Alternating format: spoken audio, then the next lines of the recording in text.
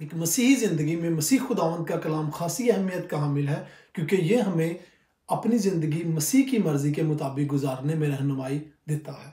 एक सच्चे मसीही की ये जस्तजू रहती है कि वो जो कुछ भी करे उसमें खुदा की मर्ज़ी हो। और इसी तरह हम जब दुआ भी करते हैं तो हम कहते हैं कि ऐ खुदावंद मेरी नहीं बल्कि तेरी मर्ज़ी पूरी हो। तो हम में से बहुत से लोग ऐसे हैं जो इसी कश्मकश में लगे रहते हैं कि आया हमारी ज़िंदगी में जो कुछ भी हो रहा है या जो कुछ हम करना चाहते हैं उसमें कैसे जाने कि खुदा की मर्जी क्या है। हम जानते हैं कि खुदा की मर्जी जो है वो बाइबल मुकद्दस में बड़ी साफ साफ और क्लियर और सादे अल्फाज में हम सब के लिए जाहिर की गई है। लेकिन हम में ऐसे बहुत से हैं जो खुदा की गैबी मर्जी को भी जानना चाहते हैं, जो कि खुदा ने जाहिर नहीं की। लेकिन खुदा का कलाम कहीं भी हमें ये बात नहीं कहता कि गैब की जो खुदा की मर्जी है हम उसके पीछे दौड़ें, क्योंकि बाइबल मुकद्दस साफ साफ कहती है कि जब हम छोटी चीज़ों में ही ईमानदार और दयानतदार निकलें तो हमारा मालिक हमें बड़ी चीज़ें कैसे देगा। जबकि हम खुदा की ज़ाहरी जो मर्जी है उसी के मुताबिक ज़िंदगी मुकम्मल तौर पर कामलियत के साथ नहीं गुजार पा रहे, तो किस तरह से खुदा हमें अपनी गैबी ज़िंदगी का ऐलान भी दे। इसी वजह से खुदावंद यीशु मसीह ने कहा कि मैं जाता हूँ और तुम्हारे लिए पाकरू भेजता हूँ, और जो पाकरू आएगा तो तुम्हें सिखाएगा जो कुछ मैंने सिखाया। खुदा का पाकरू हमें कोई भी नई या गैबी इल्म नहीं देने आया, ना हमें वो ये बताने आया कि खुदा की मर्जी जो इस कलाम में नहीं है वो क्या है, बल्कि बाइबल मुकद्दस हमें बताती है कि यीशु मसीह ने हमें ये सिखाया था कि जो कुछ मैंने तुम लोगों को सिखाया, पाकरू आएगा और तुम्हें वो सब कुछ याद दिलवाएगा जो मैंने कहा। खुदा का पाकरू हमें कोई नई चीज़ नहीं सिखाना चाह रहा, ना ही उसके आने का ये मकसद था, बल्कि उसके आने का मकसद ये था कि जो कुछ मसीह यस्सु ने हमें सिखाया वो सब कुछ हमें याद दिलाए, ताकि सारा जलाल और सारी इज्जत यस्सु मसीह को हमारी जिंदगी में, हमारे कामों में, हमारे उठने बैठने बोलने चालने से सारा जलाल यस्सु मसीह को मिले। अब हम देखते हैं कि खुदा का कलाम हमें क्या कहता है खुदा की मर्जी के बारे में, कि हमें क्या करना है और क्या हमें खुदा की गैबी मर्जी के बारे में भी जानना है, या जो खुदा की मर्जी इस कलाम के मुताबिक हमें दी गई है हमें उसी को अपने दिलो दिमाग पर रखकर और उसी के मुताबिक अपनी ज़िंदगी गुजारनी है। मेरे साथ अस्तिशना उसका 29 बाब और उसकी 29 आयत पढ़ें, जिसमें यूँ लिखा है, गैब का मालिक तो खुदावंद हमारा खुदा ही है, पर जो बातें जाहिर की गई हैं वो हमेशा तक हमारे और हमारी औलाद के लिए हैं, ताकि इस शरीयत की सब बातों पर अमल करें।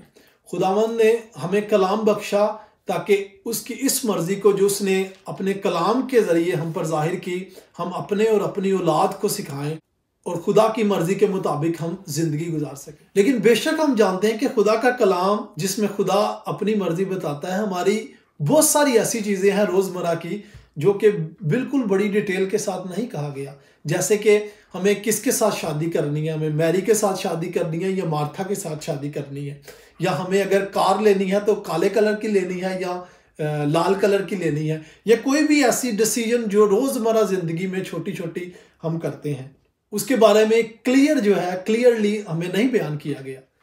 लेकिन ये बात हमें इस चीज़ का एहसास दिलाती है कि बिल्कुल इसी तरह जिस तरह एक अच्छा और समझदार बाप अपने बेटे की तरबियत करता है, तो कुछ फैसले ऐसे होते हैं कि जो अपने बेटे को देता है कि वो फैसला करे उनमें। अब अगर बेटा अपने बाप की सिखाई हुई तालीमात के मुताबिक फैसला करे तो वो कामयाब होता है। बेशक बाइबल मुकद्दस हमें बहुत से कवानीन और बहुत सी तालीमात ऐसी बताती हैं जिसके मुताबिक ज़िंदगी गुजारने, तो हमें बहुत सारे सवालों के जवाब मिलते हैं और बहुत सारी मुश्किलातें हमारी फट से जो है वो सॉल्व हो जाती हैं। जिस तरह अगर किसी ने शादी करनी है तो खुदावंद हमें ये वाज़ेह तौर पर बयान करता है कि शादी हमें सिर्फ उसी बंदे से या सिर्फ उसी औरत से करनी है जो मसीह में है, और ये बाइबल की तालीमात जो है बड़ी वाज़ेह है। और इसी तरह बाइबल मुकद्दस में बहुत सी जगह पर खुदा अपनी मर्ज़ी को हम पर जाहिर करता है ताकि हम उसकी मर्ज़ी को अपनी ज़िंदगी में ढूंढें और उसकी मर्ज़ी के मुताबिक अपनी ज़िंदगी गुजारें। अगरचा हमारी रोज़मर्रा की ज़िंदगी में बाज़ चीज़ें ऐसी हैं जो हम करते हैं या जिनका हम प्लान बनाते हैं, जिनका वाज़ेह तौर पर हमें जवाब बाइबल मुकद्दस में नहीं मिलता। जैसे मैंने एक मिसाल दी कि अगर कोई बंदा कार ख़रीदना चाहता है तो वो काली कार ख़रीदे या लाल कार ख़रीदे।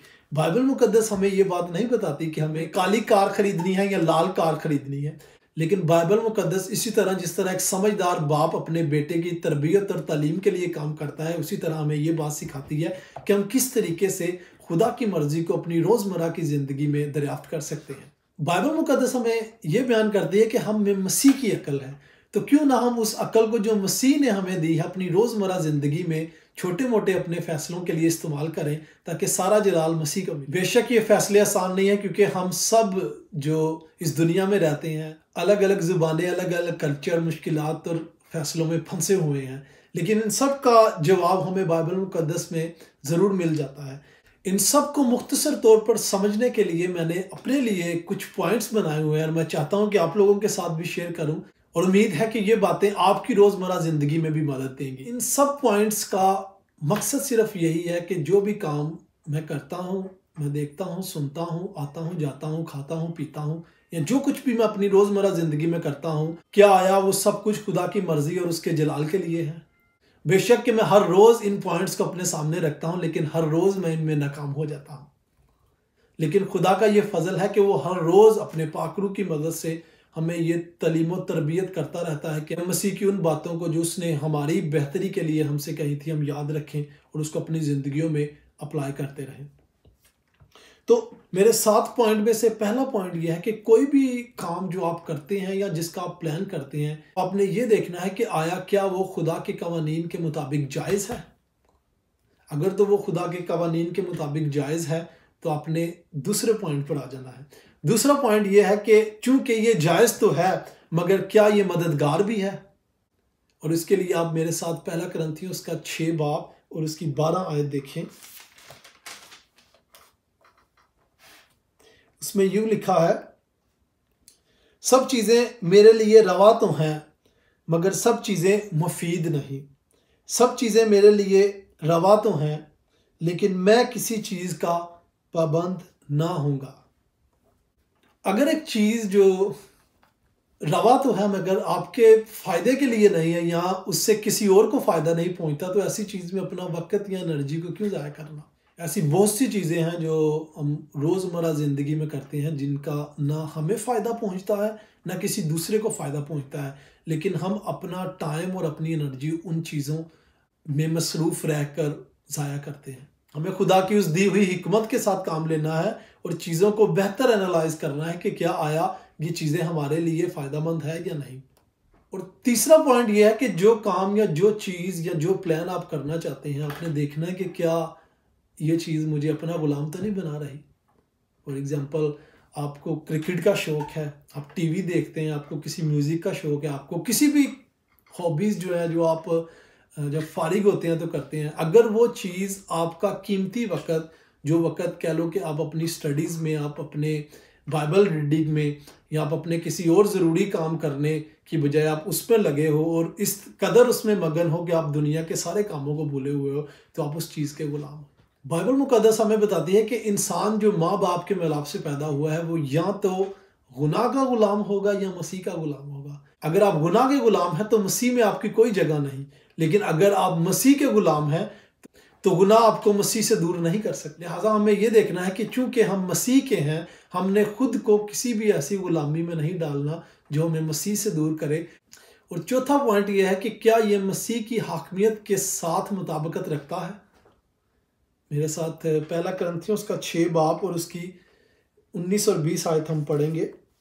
इसमें यूँ लिखा है, क्या तुम नहीं जानते कि तुम्हारा बदन रूहुल कुद्दस का मकदस है जो तुम में बसा हुआ है और तुमको खुदा की तरफ से मिला है, और तुम अपने नहीं क्योंकि कीमत से खरीदे गए हो। बस अपने बदन से खुदा का जलाल जाहिर करो।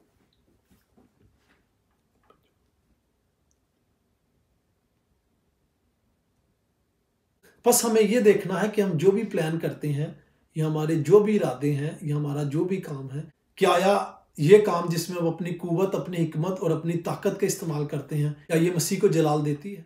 और छठा पॉइंट यह है कि क्या ये काम या अमल बाइबल की तालीमात के मुताबिक है। मेरे साथ पहला कुरिन्थियों का 11 बाब उसकी पहली 2 आयत हम पढ़ेंगे।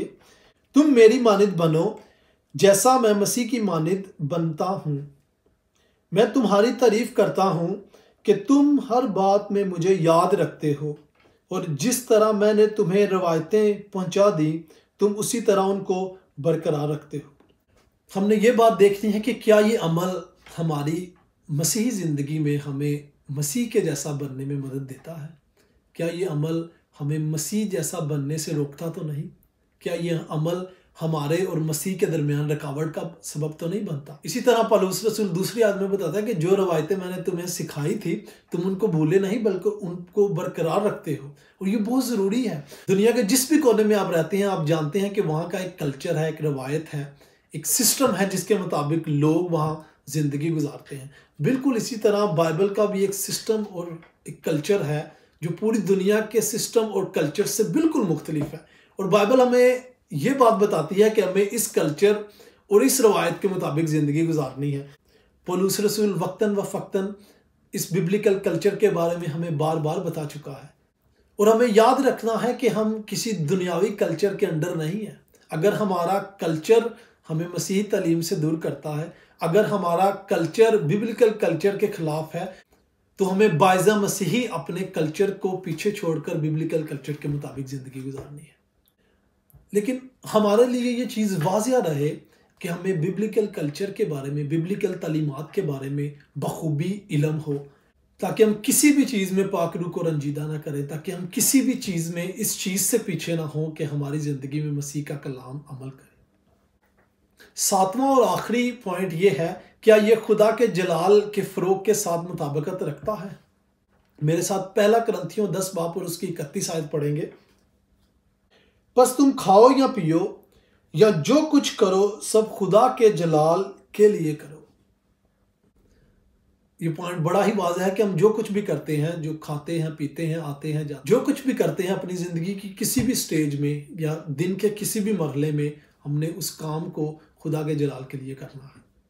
उम्मीद है कि मेरे ये 7 पॉइंट जो मैंने बनाए हैं आपकी रोज़मर्रा की ज़िंदगी में भी मदद देंगे। अगर आपके पास कोई इसके अलावा कोई ऐसा पॉइंट है जो आप इसमें ऐड करना चाहते हैं तो मेरे साथ ज़रूर शेयर करें, लेकिन वो पॉइंट बशर्त हो खुदा के कलाम में से, कि मैं जानता हूं कि मैं अपनी 5-7 मिनट की वीडियो में सारे पॉइंट डिस्कस नहीं कर सकता, लेकिन मैंने वो ज़रूर जिक्र किया जो मेरी रोज़मर्रा की ज़िंदगी में मेरी मदद करते हैं। खुदावंद आप सबके साथ हो। God bless you.